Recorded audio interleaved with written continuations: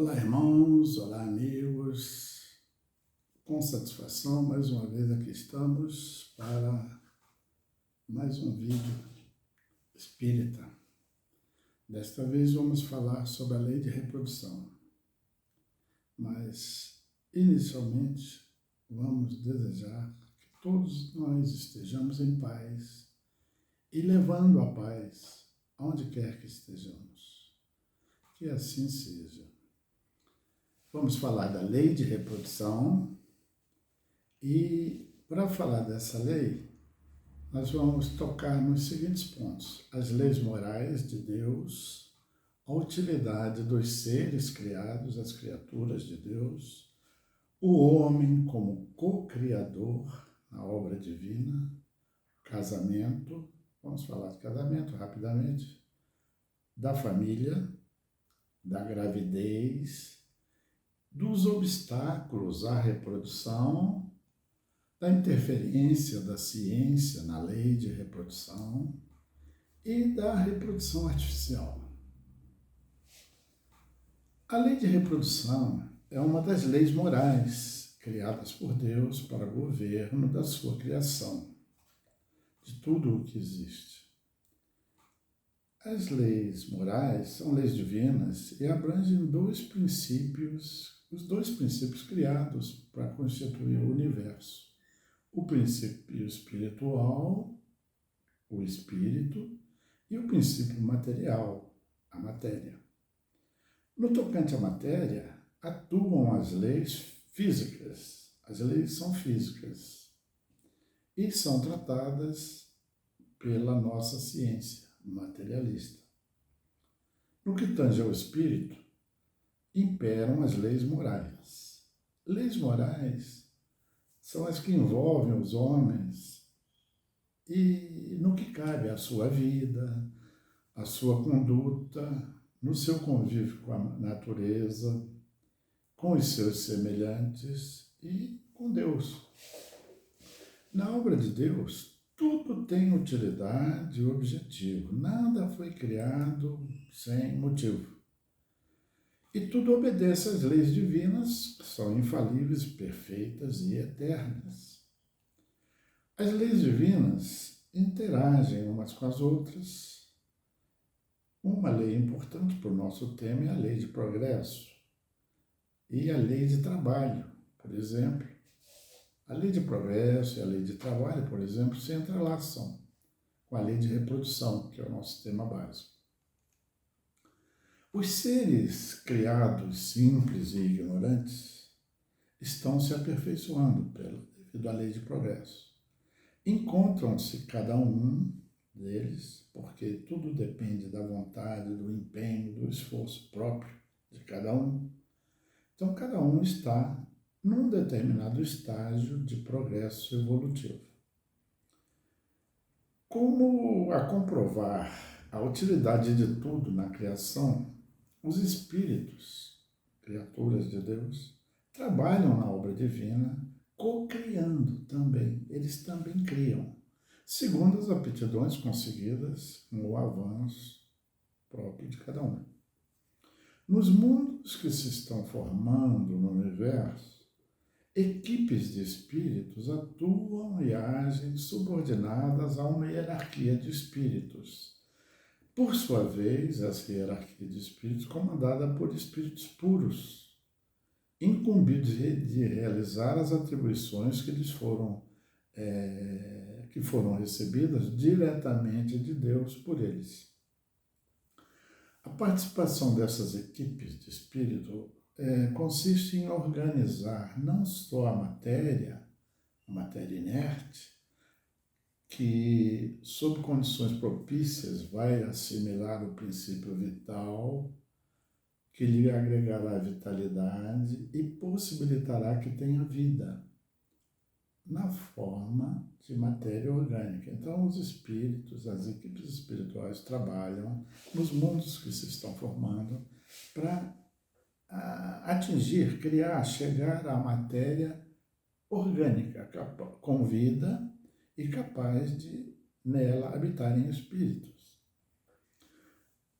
Com esse trabalho se formaram na Terra os primitivos seres vivos, orgânicos, que, em cumprimento da lei de progresso, foram se tornando seres mais evoluídos, até chegarem a ser animais superiores, passaram pelos reinos da natureza, né?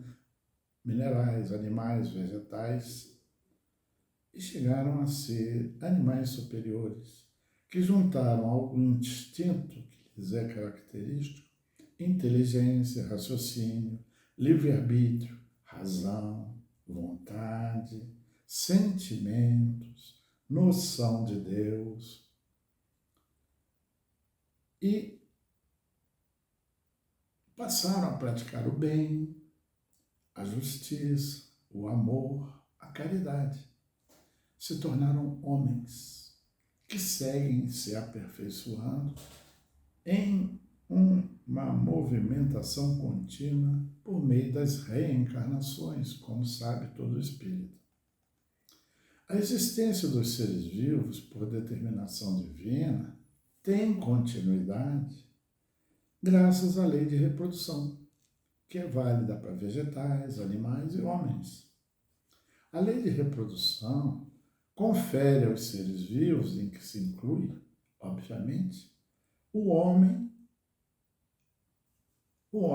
e comprovando que nada é inútil na natureza, na criação, esses homens têm condição de serem co-criadores com Deus, graças à capacidade de se reproduzirem ou reproduzirem corpos materiais, cópias dos seus próprios corpos orgânicos, em que atua o princípio vital e permite encarnações e reencarnações de espíritos.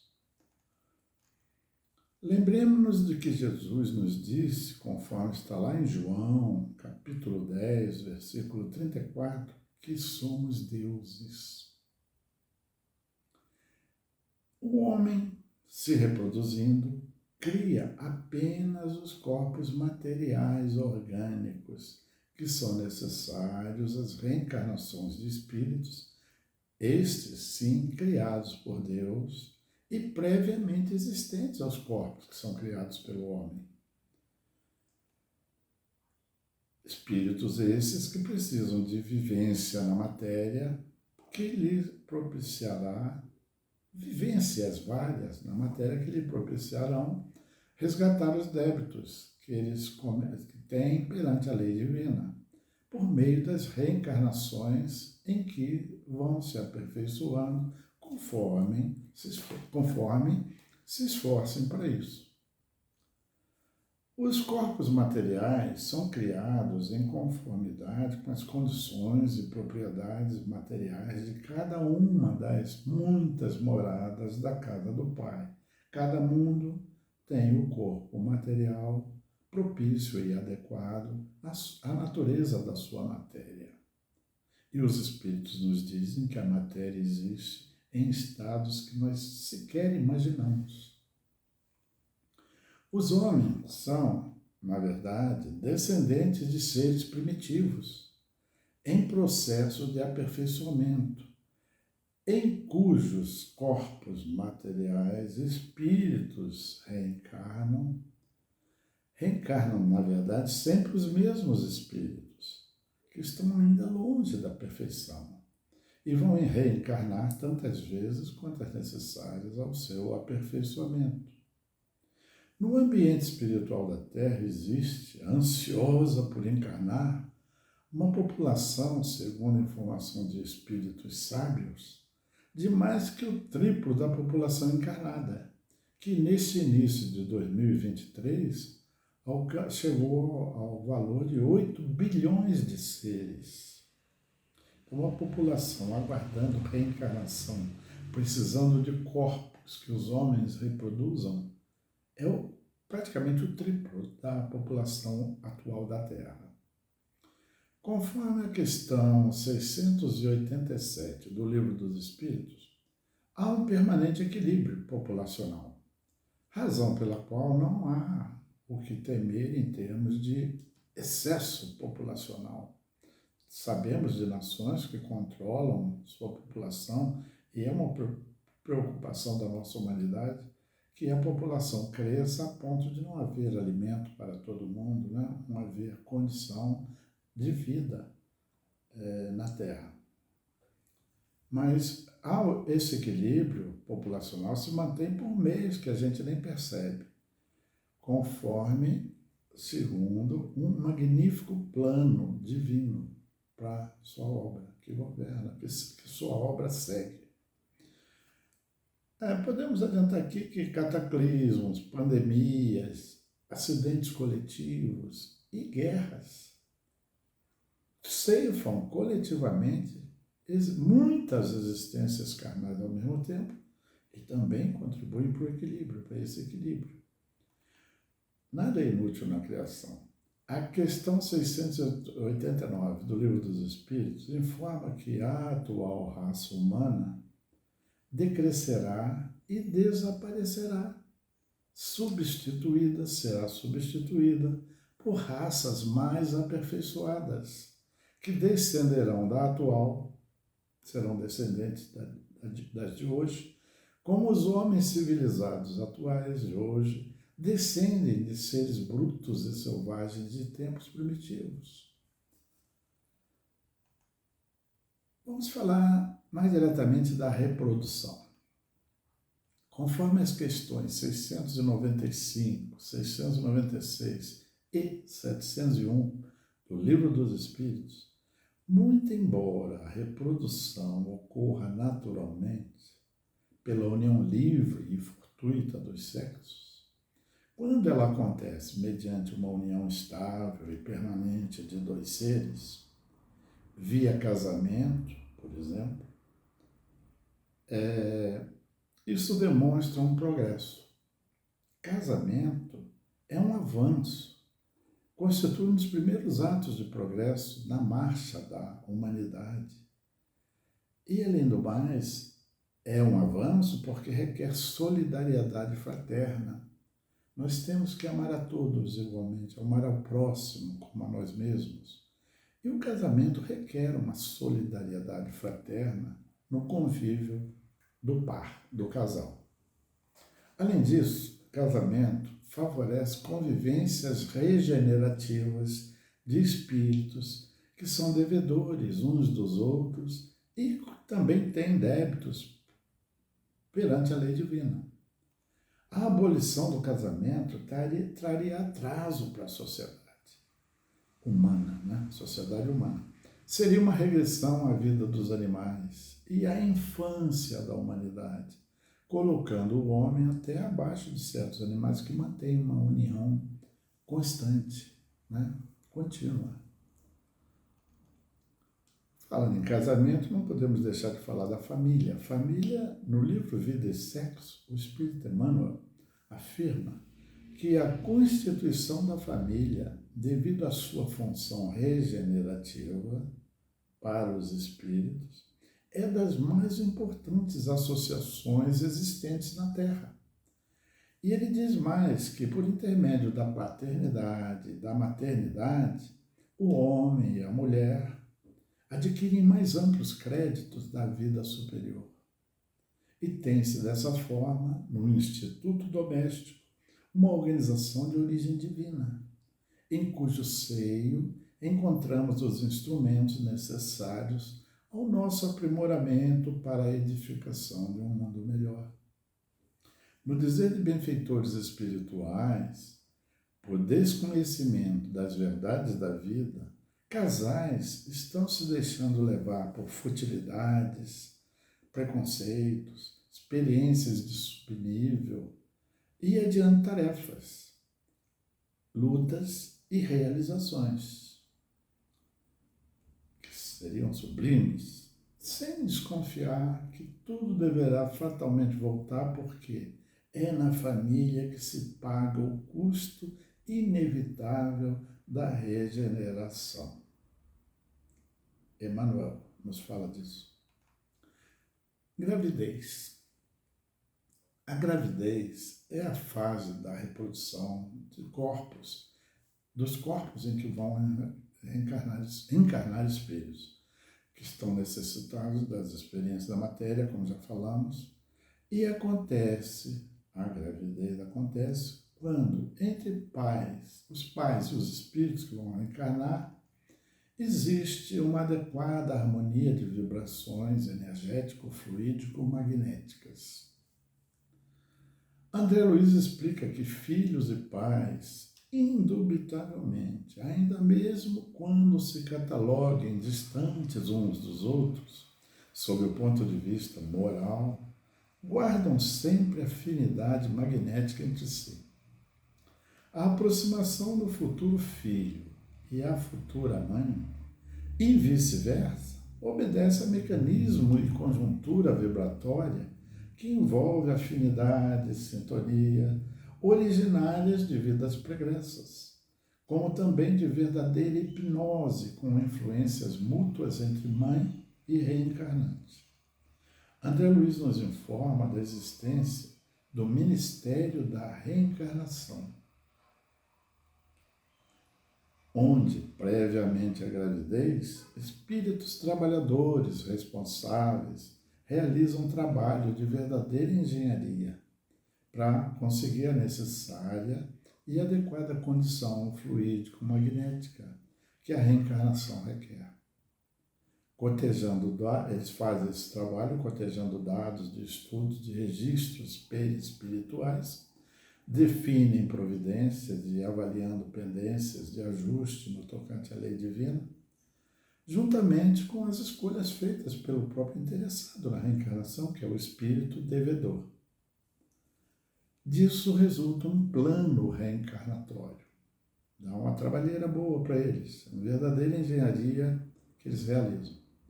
Após o devido acordo com os pais encarnados, as equipes espirituais incumbidas desse planejamento, conduzem os espíritos programados para a reencarnação a complexos planos de preparação e de entrada em sintonia fluídico-magnética com as energias da mãe.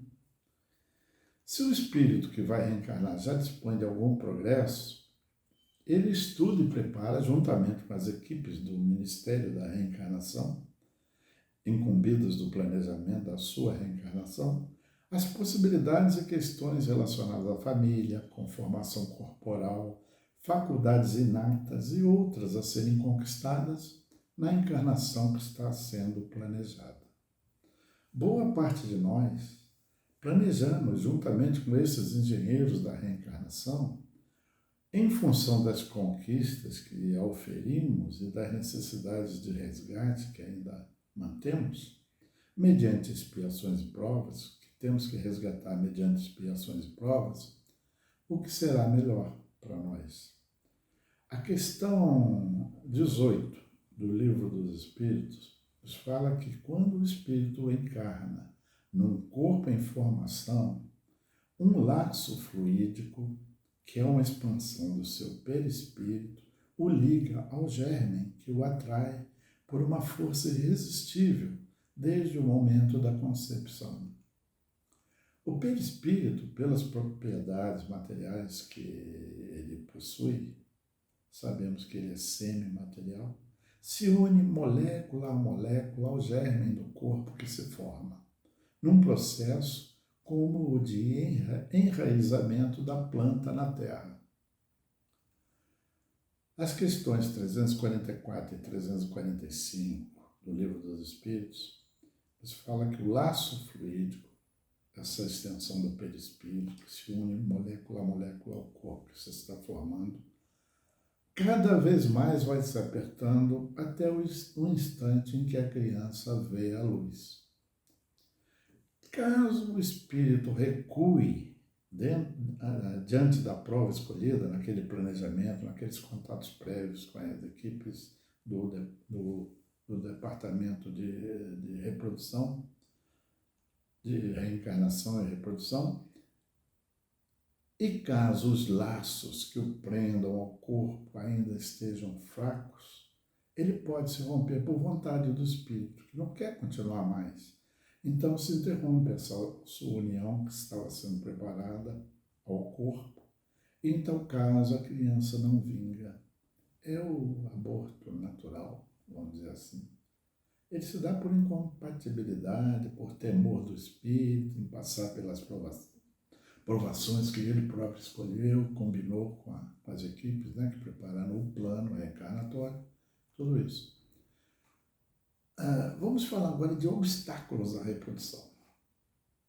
Está lá nas questões 693 e 694 do Livro dos Espíritos, que destacam que leis e costumes humanos que criam obstáculos à reprodução são contrários à lei natural, à lei divina. Assim como contraria a lei de Deus tudo o que embaraçar a natureza em sua marcha. Há dois tipos desses obstáculos à reprodução: os naturais e os artificiais.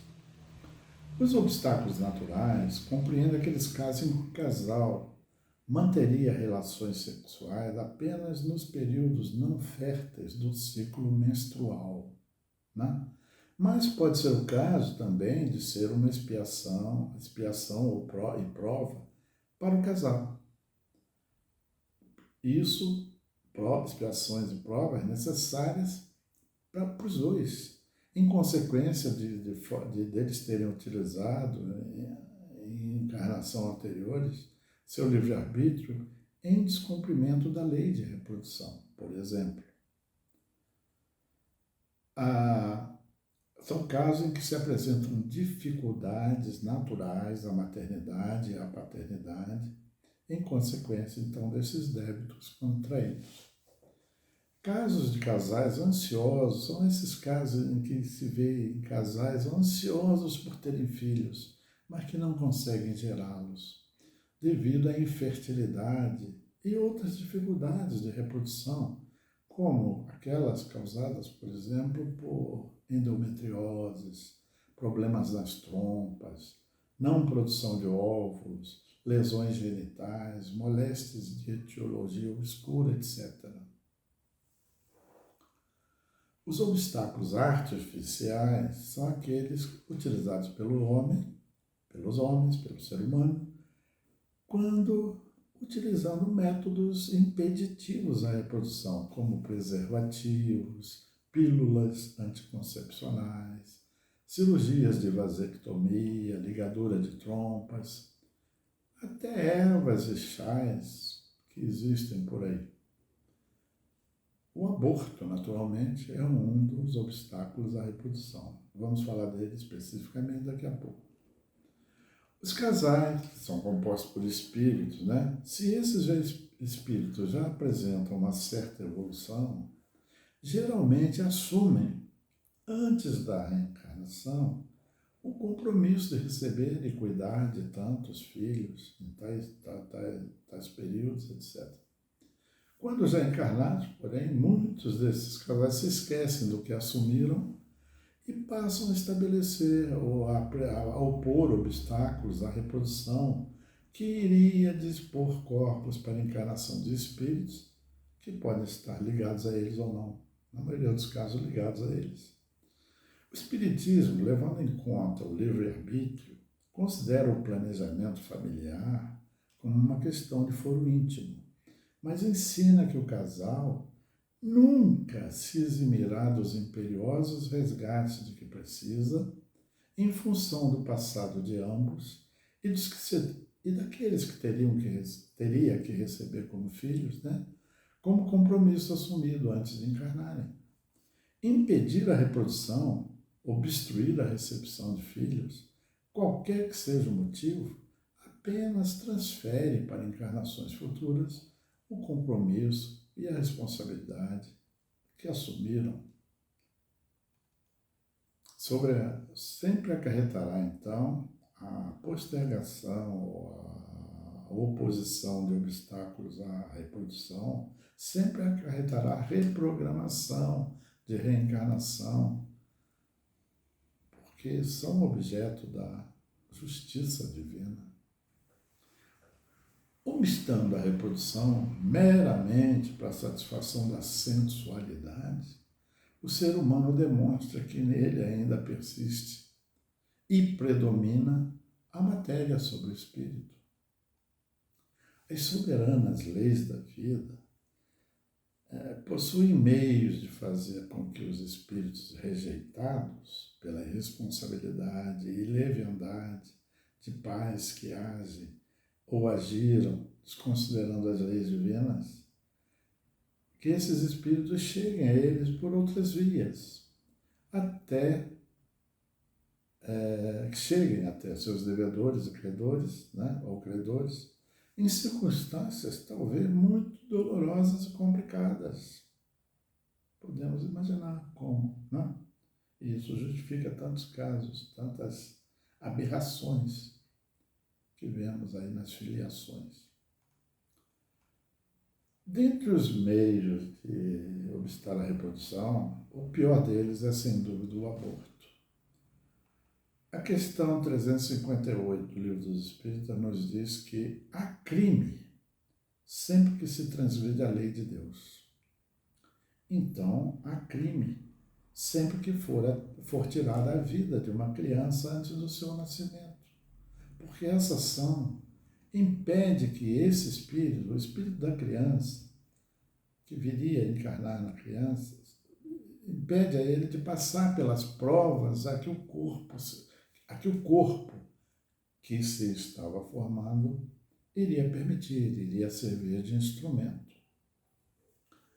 Aborto é crime, porque se trata de desfazer violenta, dolorosa, brutal e inesperadamente o enraizamento perispiritual que se estava realizando através da conjugação de sentimentos e respondendo a compromissos assumidos naquelas ligações fluídico-magnéticas. O aborto delituoso, porque há abortos naturais, já falamos. O aborto delituoso, criminoso, é reconhecido como uma fonte de moléstias de teologia obscura e de obsessões catalogadas nas patologias da mente, que preenche vastos departamentos de hospitais e prisões. No livro de Kennedy, O Homem Artificial, Hermínio Miranda diz que impedir, sem nenhuma razão legítima, a oportunidade de espírito que deseja ou precisa cumprir alguma tarefa na face da Terra é colaborar criminosamente, se não displicentemente, para que um doente, por exemplo, não consiga alcançar o hospital e a cura indispensável. Além da cura, há a reharmonização das almas desafetas. O aborto somente pode ser aceitável quando a vida da mãe estiver em risco, com a continuidade da gestação. Nesse caso, é melhor preservar a vida da mãe, que pode engravidar novamente na mesma encarnação, dando nova oportunidade àquele espírito, do que deixar que ela pereça, porque então a reencarnação só se dará, ou melhorar, a oportunidade de nova encarnação só se dará mais tarde, em novas encarnações futuras. No espírito que está prestes a encarnar, depois de todo aquele complexo preparativo, complicado preparativo, longo, demorado, de que ele participou, quando ele sente que a porta da reencarnação, a porta reprodutiva do casal, lhe é fechada, ele adquire distúrbios na zona do inconsciente ou na zona espiritual, devido à interrupção nas trocas energéticas e vibratórias de que ele precisa e que se estavam estabelecendo. A nossa ciência vem evoluindo, está evoluindo bastante, e já interfere na lei de reprodução. Como é que ela faz? Com esse desenvolvimento, o homem aperfeiçoa raças, aperfeiçoa de animais, de vegetais, e contribui para o equilíbrio na natureza. Ele já é capaz de interromper o desenvolvimento de vegetais e animais, fazendo uso criterioso e consciente do seu livre-arbítrio, em benefício de coletividades, sem contrariar, então, leis naturais. O homem, assim procedendo, está se aperfeiçoando, está conquistando aquele objetivo que estabelece Deus para suas criaturas, o aperfeiçoamento.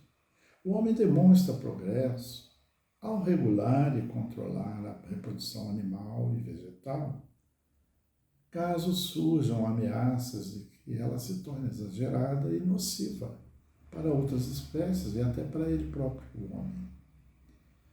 Os animais também ajudam nesse equilíbrio, impedindo o aumento excessivo ou nocivo de espécies animais e vegetais de que eles se alimentam. Nesse fato se envolvem leis divinas, como as de progresso, a de destruição e a de conservação. Reprodução artificial. Para sanar casos de infertilidade de casais, feminino ou masculino, a evolução científica humana já é capaz de realizar fertilizações in vitro. Os casos aí estão de bebê de proveta, congelamento de embriões, barriga de aluguel e até a clonagem. O Espiritismo é uma doutrina progressiva. Ela acompanha a ciência. Não pode, por isso, negá-la. O Espiritismo não nega, como outras crenças fazem, a ciência. Então ela não combate, não é contra a reprodução artificial, considerando que ela é um avanço, ela demonstra que se avançou e se está aperfeiçoando o conhecimento, que é meta a atingir pelo homem.